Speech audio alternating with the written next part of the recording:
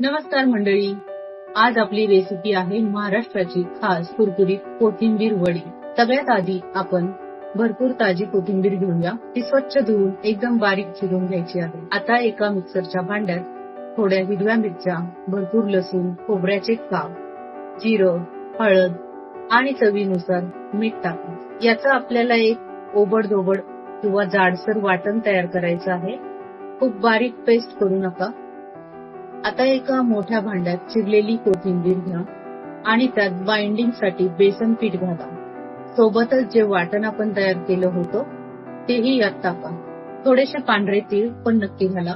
याने वडीला खूप छान क्रंच येते. मिक्सरच्या भांड्यात जे वाटण राहिलं होतं त्यात थोडं पाणी घालून ते या मिश्रणात ओता.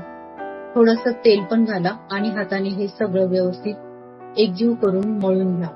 आता या मिश्रणाचे लांबट रोल्स तयार करून घेऊ.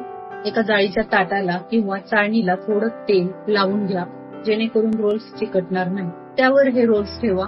तुम्हाला हवं असल्यास वरून आणखी थोडी तीळ लावू शकता. आता हे रोल्स वाफेवर चांगले शिजवून घ्या.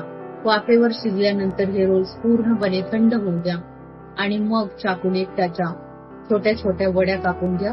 त्यानंतर कढईत तेल गरम करून घ्या आणि या वड्या गोल्डन ब्राऊन आणि कुरकुरीत होईपर्यंत छान तळून घ्या. बघू शकता मस्त गरमागरम आणि कुरकुरीत कोथिंबीर वडी तयार आहे. तुमच्या आवडत्या चटणी किंवा केचप सोबत याचा आस्वाद घ्या. रेसिपी आवडल्यास लाईक करा, शेअर करा आणि सबस्क्राईब करा. धन्यवाद.